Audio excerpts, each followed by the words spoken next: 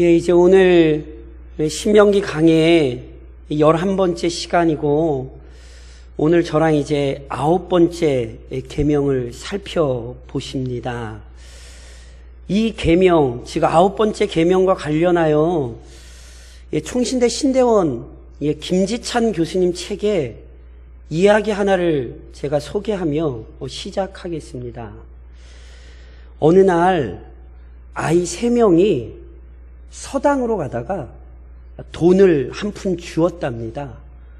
이 돈을 주운 아이들이요, 큰 돈이 아니니 이거 그냥 나눠 갖지 말고 셋 중에 가장 대단한 거짓말을 한 사람이 그냥 모두 갖는 것으로 결정을 내렸습니다.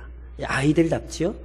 그래서 이제 이 3명의 아이가 거짓말을 하나씩 늘어놓는 거예요. 첫 번째 아이가 이렇게 말을 합니다.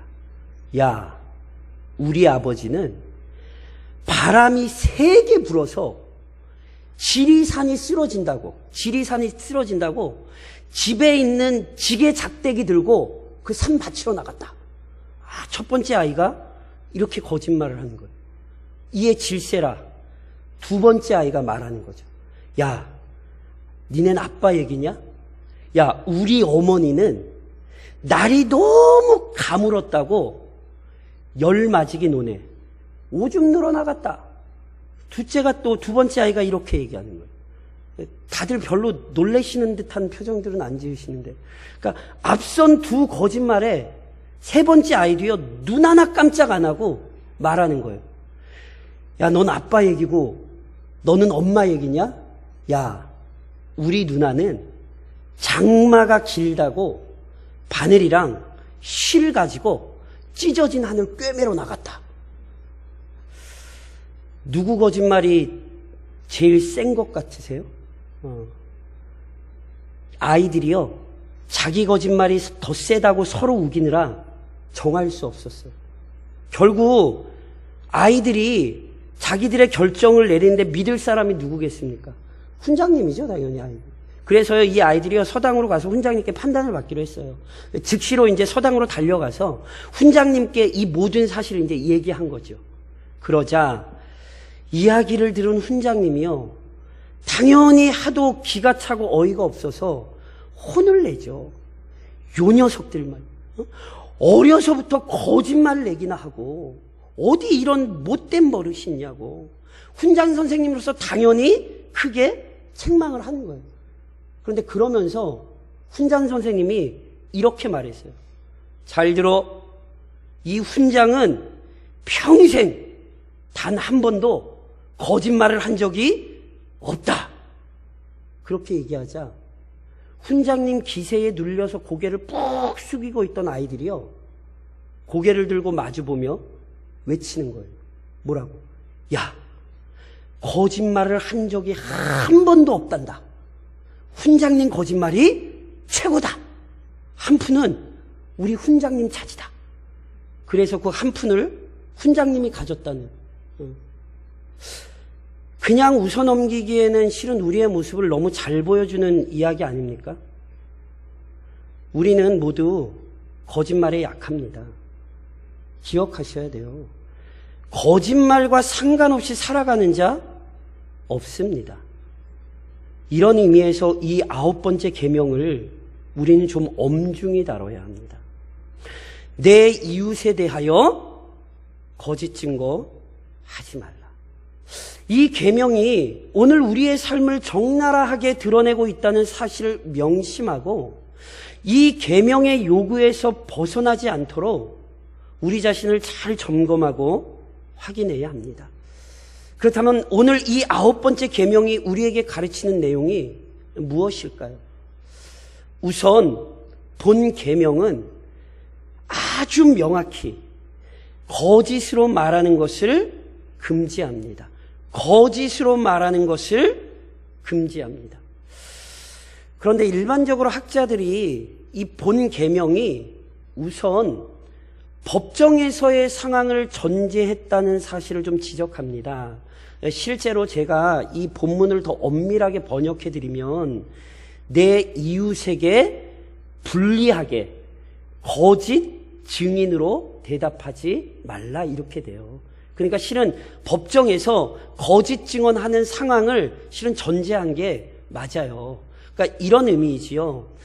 고대 이스라엘 사람들 역시 이웃 간의 사고나 분쟁이 이렇게 발생했을 때요, 사법적인 절차를 통해 문제를 해결했습니다. 이때 재판 장소는 성문이나 성소였고 재판장은 왕이나 장로들이 맡았습니다. 그런데 당연히 당시에는 지금처럼 과학적 수사기법 같은 것들이 없어요. 무슨 CCTV가 있다든가 지문을 채취한다든가 DNA를 검사한다든가 당시에 이런 방법이 어디 있습니까? 그랬기에 증인의 증언은 재판의 판결을 결정짓는 핵심적이고 필수적인 요소였습니다. 이렇듯 증언이 중요하기에 율법에 보시면 증언에 대한 의무가 규정되어 있을 정도예요. 그래서 레위기 5장에 보면 이런 말씀이 있죠. 만일 누구든지 저주하는 소리를 듣고서도 증인이 되어 그가 본 것이나 알고 있는 것을 알리지 아니하면 그는 자기의 죄를 져야 할 것이요 그 허물이 그에게로 돌아갈 것이며. 그러니까 재판이 정당하게 결정되어 백성들 사이에 공의가 올바르게 시행되도록 증인은 반드시 자신이 아는 사실을 정직하게 진술해야 합니다. 이것이 명령, 하나님의 명령이었어요. 어떤 사건에 관해 보고 듣고 경험했던 증인임에도 불구하고 정직히 증언하지 않고 공의가 시행되는 일을 방관하는 것은요, 구별된 하나님의 백성에게 합당하지 않습니다. 물론 재판관은 증언의 이 증언에 대한 공정성이나 진실성을 확보할 필요가 있었습니다. 거짓말을 얘기할 수 있잖아요. 그래서 신명기 19장에 보면 이런 율법이 있어요. 사람의 모든 악에 관하여 또한 모든 죄에 관하여는 한 증인으로만 정할 것이 아니요 두 증인의 입으로나 또는 세 증인의 입으로 그 사건을 확정할 것이며, 재판관은 한 사람이 아닌 둘 또는 세 명의 증인을 통해 사실을 확인해야 했습니다. 그러니까 행여나 거짓 판단을 하면 안 되기 때문에 정확하게 사실을 증인들을 통해 확인하는 의무가 주어진 거예요. 어찌됐건 이렇게 증인의 증언이 중요했던 만큼 거짓 증언은 반드시 금지됐어야 하는 거죠. 그런데 본 계명은요, 단지 법정에서 거짓으로 증언하는 행위만을 금지한 것은 아니에요. 본 계명을 설명하고 있는 웨스터민스터 대요리 문답 145문 중에 일부에 이런 기록이 있습니다.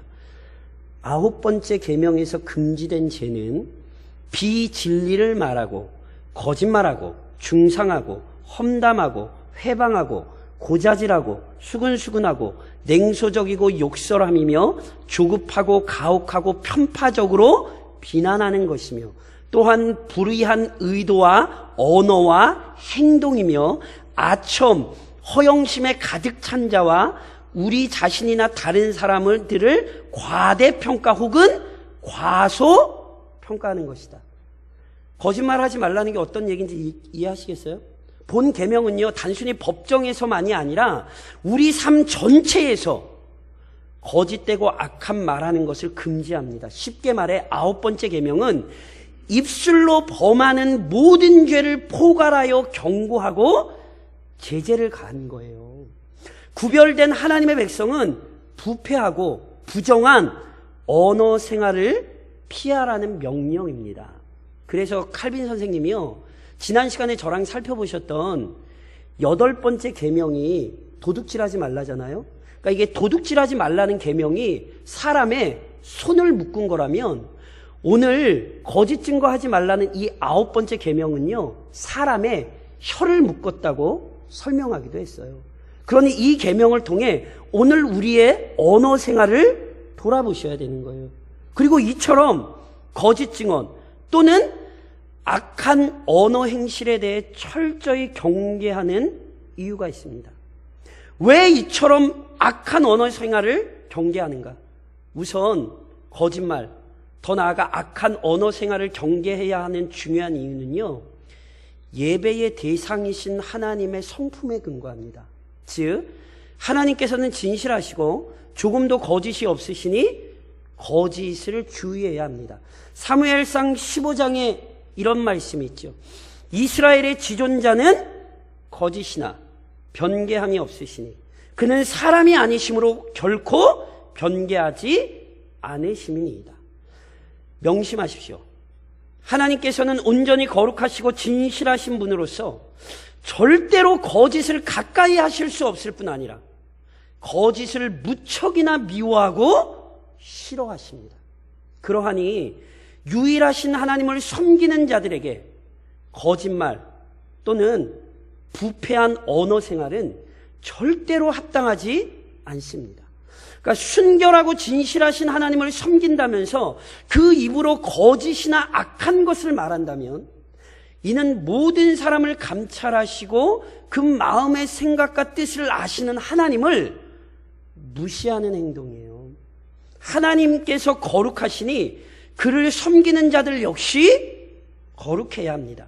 하나님께서 진실하시니 그를 가까이 하는 자들의 언어 생활이 진실하고 순결해야 합니다. 그래서 이 시간 예배도 온전해지시려면 한 주간의 언어 생활 반드시 회개하셔야 돼요. 이게 이 계명이에요. 동시에 거짓말을 경계해야 하는 이유는 거짓 또는 거짓말은 사탄의 특징이기 때문입니다. 기억하십니까? 사탄은 에덴 동산에서 첫사람을 거짓말로 미혹했습니다. 사탄은 하나님의 말씀을 왜곡하여 금단의 열매를 먹어도 절대로 죽지 않는다며 속였습니다. 심지어 그거 먹으면 하나님과 같아진다는 말도 안 되는 거짓말로 첫사람을 현혹했죠. 요한복음 8장에 보면 예수님이 이렇게 말씀하셨어요. 너희는 너희 아비 마귀에게서 났으니, 거짓 지도자들을 향하여 말씀하신 거예요. 너희 아비 마귀에게서 났으니 너희 아비의 욕심대로 너희도 행하고자 하느니라. 그는 처음부터 살인한 자요 진리가 그 속에 없으므로 진리에 서지 못하고 거짓을 말할 때마다 제 것으로 말하나니 이는 그가 거짓말쟁이요 거짓의 아비가 되었습니다. 사탄이 거짓의 영이에요. 그런즉 자꾸 또는 습관적으로 이 거짓말하는 것은 자신이 사탄에게 속한 자라고 떠벌리는 것과 같아요. 거짓말을 가볍게 여기는 것은 그만큼 죄의 세력에 강력히 사로잡혀 있다는 증거입니다. 그래서 우리나라가 거짓말에 관대하다라는 표현을 쓰는데 이거 굉장히 중요하게 생각하셔야 돼요. 왜냐하면 거짓은 사탄의 역사이기 때문에 그래요. 그러니까 거짓이 사탄의 표지인데 어찌 성령에 붙들린 자들이 거짓을 가까이 하겠습니까? 성령의 사람들은 절대로 거짓을 가까이 하시면 안 되는 거예요. 또 하나, 철저히 거짓말을 경계해야 하는 이유는 거짓말은 율법이 요구하고 가르치는 이웃 사랑과는 전혀 반대되는 결과를 가져오기 때문입니다. 다시 말씀드리면요, 거짓말은 이웃의 재산과 자유와 생명을 파괴하고 무너뜨리는 악한 행위입니다. 사탄이 첫사람을 거짓말로 미혹했잖아요. 그 결과 어떤 일이 발생했습니까? 온 인류가 그리고 온 피조 세계가 큰 고통과 혼란에 빠지게 됐잖아요. 구약에 보면 아합의 아내 이 이세벨이라고 하는 아주 악한 여자가 거짓 증인을 내세워 의로운 사람 나봇을 고소하고 죽게 만들어요. 그리고 나봇이 죽고 난 후 아합은 자신이 욕심냈던 나봇의 포도원을 빼앗아요. 보세요. 나봇의 생명과 재산이 거짓말 때문에 완전히 파괴됐습니다. 인류 역사상 가장 끔찍한 거짓말 중 하나가 성경 마태복음 26장에 이렇게 기록되죠. 대제사장들과 온 공회가 예수를 죽이려고 그를 칠 거짓 증거를 찾으며 거짓 증인이 많이 왔으나 얻지 못하더니 후에 두 사람이 와서 이르되 이 사람의 말이 내가 하나님의 성전을 헐고 사흘 동안에 지을 수 있다 하더라 하니. 보세요. 그리스도께서 거짓말 때문에 죄인으로 몰리셨고 불의한 판결을 받으셨어요. 하나님의 아들이 거짓말 때문에 큰 비난과 조롱을 받으시고 죽임을 당하셨다니까요. 그러니까 이렇듯 거짓말은 이웃을 괴롭히고 이웃의 삶을 파괴하는 아주 무서운 죄악입니다. 그렇기에 십계명에 순종하여 이웃 사랑을 실천하려면 반드시 거짓말을 중단해야 합니다. 혀를 묶지 않는 사람은 절대로 이웃을 사랑하며 살 수 없어요. 물론 앞서도 계속 말씀드렸죠. 율법은요, 무언가를 중지시키는 게 전부가 아니에요. 율법은 우리에게 의로움을 요구해요. 다시 말씀드리면 본 계명은 진실한 언어 생활을 요구합니다. 율법은 계명을 어긴 것에 대해 정죄할 뿐 아니라 온전한 의를 이룰 것을 요구하잖아요. 그런즉 본 계명은 거짓된 언어 생활을 중지할 것을 요구하는 동시에 하나님의 백성다운 진실한 언어 생활을 강력히 실은 촉구하는 거예요. 그래서 시편 15편에 보시면 이런 말씀이 있지요. 여호와여, 주의 장막에 머무를 자 누구오며 주의 성산에 산 자 누구오니까? 정직하게 행하며 공의를 실천하며 그의 마음에 진실을 말하며 그의 혀로 남을 허물하지 아니하고 그의 이웃에게 악을 행하지 아니하며 그의 이웃을 비방하지 아니하며. 보세요. 이 짧은 말씀에 입과 관련된 내용이 얼마나 많은지를 보셔야 돼요. 그러니까 거룩하고 순결하신 하나님의 은혜를 경험하고 그분의 사랑 안에 거하는 자들은요, 철저히 거짓은 멀리하고 오직 진실한 언어 생활을 실천해야 합니다. 이 진실한 언어 생활이 그렇다면 무엇인가? 제가 이것을 간략하게 좀 두 가지로 설명을 좀 드리려고 해요. 진실한 언어 생활은 우선 진리를 말하는 것입니다. 프란시스 셰퍼라고 하는, 제가 개인적으로 굉장히 좋아하는 기독교 철학자고 신학자고 목사님이고 사회운동가고 아주 유명하신 분이 계시죠. 근데 이 프란시스 셰퍼라는 분이요, 기독교 신앙의 핵심적인 근거를 이렇게 설명했어요. 한 단어로 문장으로 설명드리면 거기 계시며 말씀하시는 하나님. 기독교 신앙에 굉장히 중요한 표현입니다. 거기 계시며 말씀하시는 하나님. 하나님께서는요, 실제로 존재하실 뿐 아니라 자신의 존재를 말씀으로 입증하셨어요. 그러니까 하나님께서는 죄인들에게 그 말씀을 들려주사 자신이 어떤 분이신지, 어떤 일을 이루셨는지, 지금도 무엇을 이루고 계시며 앞으로 무엇을 완성하실 것인지를 알려주셨어요. 그래서 이처럼 하나님께서 주신 말씀, 이것이 곧 진리잖아요. 기독교 신앙은요, 이 진리의 근거예요. 하나님께서 주신 이 말씀을 떠나면 기독교 신앙은 존재할 수 없는 거예요. 그리고 하나님께서 이 진리의 말씀을 그의 교회, 그의 백성에게 맡기셨죠. 그래서 디모데후서 4장에서 바울이 뭐라고 이야기합니까? 하나님 앞과 살아있는 자와 죽은 자를 심판하실 그리스도 예수 앞에서 그가 나타나실 것과 그의 나라를 두고 엄히 명하노니 너는 말씀을 전파하라. 때를 얻든지 못 얻든지 항상 힘쓰라. 범사의 오래 참음과 가르침으로 정책하며 경계하며 권하라. 이 말씀은요, 교회는, 그리스도인은 이 진리를 말함으로 하나님을 영화롭게 하며 그분의 영광을 드러내야 한다는 거예요. 철저히 그 진리를 가르칠 수 있어야 돼요. 만일 진리를 말하지 못한다면 실은 그리스도인으로서의 정체성을 상실한 거죠. 제가 강단에 서서 진리를 말하지 않고 다른 것을 이야기하면 저는 직분은 목사일지 모르지만 하나님 앞에서 저는 절대로 목사가 될 수 없어요. 기억하셔야 돼요. 진실한 언어 생활이란 우선 진리를 말하는 거예요.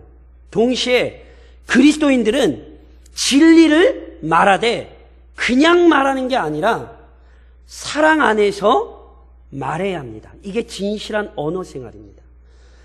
거짓말이 이웃을 해롭게 한다면 진리를 말할 때 당연히 이웃을 살리게 되죠.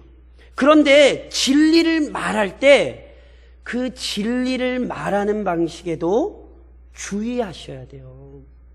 단순히 옳은 소리를 하는 것이 아니라 단순히 맞는 얘기를 하는 게 아니라 살리기 위해 사랑을 품고 지혜롭게 전해야 합니다. 그래서 보통 이런 얘기 하시는 분들 있죠. 아니야, 난 맞는 얘기 했어. 난 틀린 얘기 한 거 하나도 없어. 저 사람이 이상해서 그래. 이렇게 가시면 안 돼요. 진리를 말하는 이유는 살리기 위해서 말하는 것이지 분쟁을 일으키기 위해 말하는 게 아니라니까요. 아무리 사람의 방언과 천사의 말을 해도 사랑이 없으면 울리는 꽹과리와 같은 거예요. 진리를 말하시는 것만이 중요한 것이 아니라 사랑으로 그 영혼을 살리기 위해 말하실 수 있어야 되는 거예요. 그래서 데살로니가 후서 3장에 바울 선생님이 이렇게 얘기하죠. 그러나 원수와 같이 생각하지 말고 형제같이 권면하라. 그래서 요한 칼빈 선생님 역시 이 계명을 설명하면서 우리에게 이런 말을 권면해요. 하나님께서 인간에게 혀와 말을 허락하신 이유, 즉 우리들이 서로 의사소통을 할 수 있게 허락하신 까닭이 무엇인지를 생각해 보는 일입니다. 이 계명을 통해. 헌데 여기서 그 목적이라는 것도 실은 인간들로 하여금 사랑 안에서 서로를 도우며 살도록 하시려는 것이 아니고 무엇이겠습니까? 하나님께서 결국 우리에게 말할 수 있는 능력을 주신 것은 사랑으로 서로 말하여 서로 영혼을 살리기 위한 것이다. 이 이야기를 지금 하는 거라고요. 이처럼 그리스도인들은 오직 진리를 말하되 사랑 안에서 진리를 말해야 합니다. 이것이 바로 본 계명이 요구하는 그리스도인이 실천해야 할 진실한 언어 생활인 것입니다. 그런즉 사랑하는 성도 여러분, 진실한 언어 생활을 실천하기 위해 우선 진리의 말씀으로 자신의 영혼을 채우십시오. 그러니까 본 계명은 그리스도인의 언어 생활에 대한 분명한 기준을 알려줘요.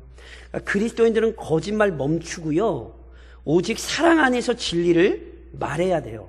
거룩하신 하나님의 자녀답게 거룩한 언어 생활을 실천해야 합니다. 그런데 거룩한 언어 생활이란 단순히 말을 잘하는 기술이 아니죠. 사기꾼들이 얼마나 말을 잘합니까? 그게 진실한 언어 생활입니까? 아니잖아요. 그래서 보세요.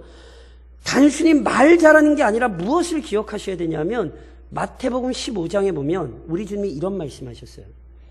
입에서 나오는 것들은 어디에서 나옵니까? 마음에서 나오나니 이것이야말로 사람을 더럽게 하느니라. 무슨 말씀인지 아세요? 마음이 더러우면 말이 더러워요. 그래서 말을 막 하는 사람들은 영혼이 더러운 사람들이에요. 청교도 지도자인 토마스 브룩스 역시 이런 얘기를 남겼어요. 두드려 울리는 소리로 그 금속이 어떤 종류인지를 알 수 있듯이 입에서 나오는 소리를 통해 그 사람이 어떤 존재인지를 알 수 있다. 한 주간 자기의 언어 생활을 잘 돌아보셔야 돼요. 내 입에서 나온 말이 내 신앙이에요. 거룩한 언어 생활은 절대로 더러운 마음에서 나올 수 없고 오직 거룩한 마음에서 나오게 돼요. 그러니까 이런 관점에서 거룩한 언어 생활을 위해 먼저 변화돼야 되는 것은 입술이 아니라 마음이에요. 그런데 이건 은혜로만 가능하거든요. 그런즉 먼저 은혜의 필요성을 인정하고 은혜가 내 마음에 부어지기를 구하셔야 돼요. 동시에 그 은혜가 부어지되 마음의 거룩함이 유지되기 위해서 거룩한 말씀이 계속하여 공급되어야 합니다. 진리의 말씀이요, 마음 안에 가득할 때 자연스럽게 진실한 언어가 나오게 되는 거예요. 시편 119편에도 보면 이런 말씀이 있어요. 찬송을 받으실 주 여호와여, 주의 율례들을 내게 가르치소서. 주의 입의 모든 규례들을 나의 입술로 선포하였으며, 주의 입술의 규례들이 나의 마음에 가득할 때 나의 입술로 주의 규례들이 선포가 되는 거예요. 그런즉 언제나 진리의 말씀을 우선 채우십시오. 주야로 그 율법을 묵상하십시오. 제가 지금 이걸 절실히 깨닫는 게 지금 무슨 말씀이냐, 제가 방금 전에 청소년부 예배를 마치고 왔거든요. 그러니까 청소년부 예배와 지금 예배 설교가 달라요. 그러니까 예배 설교가 다르면 예배 설교가 끝나고 나서 적어도 한 30분, 1시간이 좀 지나고 제가 지금 설교를 좀 깊이 다시 묵상하고 들어와야 이게 집중이 되는데, 설교 끝나자마자 와서 다른 설교를 하려니까 제가 지금 설교 원고를 보고 있는데도 제 머릿속에 청소년부 설교가 계속 왔다 갔다 해요. 그러니까 이게 보세요. 마음에 깊이 채워져야 이게 입으로 나오는 거예요. 그러니 말씀을 채우십시오. 동시에 진실한 언어 생활을 실천하기 위해 입술을 지킬 능력을 간구하십시오. 잠언 13장에 보면 이런 말씀이 있어요. 입을 지키는 자는 자기의 생명을 보존하나 입술을 크게 벌리는 자에게는 멸망이 오느니라. 보세요. 진실한 언어 생활은 이게 생명을 얻어 누리는 문제예요. 이것이 그래서 얼마나 중요한지를 이해하셔야 돼요. 그리고 그것이 생명의 문제이기 때문에 너무너무 어려워요. 그래서 진실한 언어 생활의 어려움을 야고보서 3장에 우리에게 이렇게 이미 가르쳤잖아요. 우리가 다 실수가 많으니 만일 말에 실수가 없는 자라면 곧 온전한 사람이라. 능히 온몸도 굴레 씌우리라. 언어 생활의 온전함을 이루는데 자신 있다라고 얘기할 수 있는 사람이 아무도 없어요. 그리고 게다가 우리의 힘으로 노력으로만 이루어질 수도 없습니다. 그래서 시편 141편에 보면 이런 말씀이 있어요. 여호와여, 내 입술에 파수꾼을 세우시고 내 입술의 문을 지키소서. 이 시편을 기록한 사람이 누구냐면 다윗의 시편으로 되어 있거든요. 그러니까 다윗이 누구입니까? 누구보다 아름다운 찬양을 남겼던 다윗 아닙니까? 그런데 그 아름다운 찬양을 남겼던 다윗도 자기 입술을 지켜주시기를 간구했다니까요. 그런즉 순간순간 성령께서 나의 입술을 지켜주시기를 간구하셔야 돼요. 우리의 마음과 뜻과 생각을 지켜주시는 것처럼 또한 우리의 입술도 붙들어 주시기를 한 주간도 간구하시며 사셔야 합니다. 그리고 마지막으로 진실한 증인이 되어 영혼을 살리는 일에 힘쓰십시오. 앞서 본 계명을 더 정확하게 번역하면 내 이웃에 불리하게 거짓 증인으로 대답하지 말라, 이렇게 된다고 말씀드렸죠. 그래서 실은 이 계명의 강조점이요, 단순히 거짓말이 아니라 어디에 강조점이 있냐면 거짓 증인에 있어요. 즉 어떤 행위 이전에 하나님의 백성들은 거룩한 자녀로 구별되었다는 사실을 인식하게 하는 것이 이 계명이에요. 거룩한 하나님의 자녀들로 구별되었으니 거짓 사람처럼 행동하지 말고 진실한 사람으로서 정체성을 나타내야 된다. 하나님께서 지금 이것을 가르치는 거예요. 그리고요, 실제로 이 세상에 지금 진실한 사람이 너무 절실하죠. 잠언 20장에 보면 이런 말씀이 있어요. 세상에 금도 있고 진주도 많거니와. 세상에 금도 있고 진주도 많아요. 그런데 지혜로운 입술이 더욱 귀한 보배니라. 지금 이 세상에 필요한 게 뭐예요? 돈도 아니고 금도 아니에요. 지혜로운 입술이 너무너무 필요한 시대예요. 그런데 그 지혜로운 입술을 누가 가질 수 있냔 말이에요. 이사야 43장에서 이런 말씀이 있죠. 나 여호와가 말하노라. 너희는 나의 증인, 나의 종으로 택함을 입었나니. 누가 이 시대의 진실한 증인이 될 수 있습니까? 그리스도인 외에는 진실한 증인이 될 수 없어요.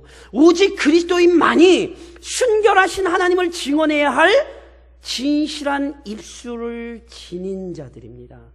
그러니 이번 한 주간도 이 계명을 가슴에 새기십시오.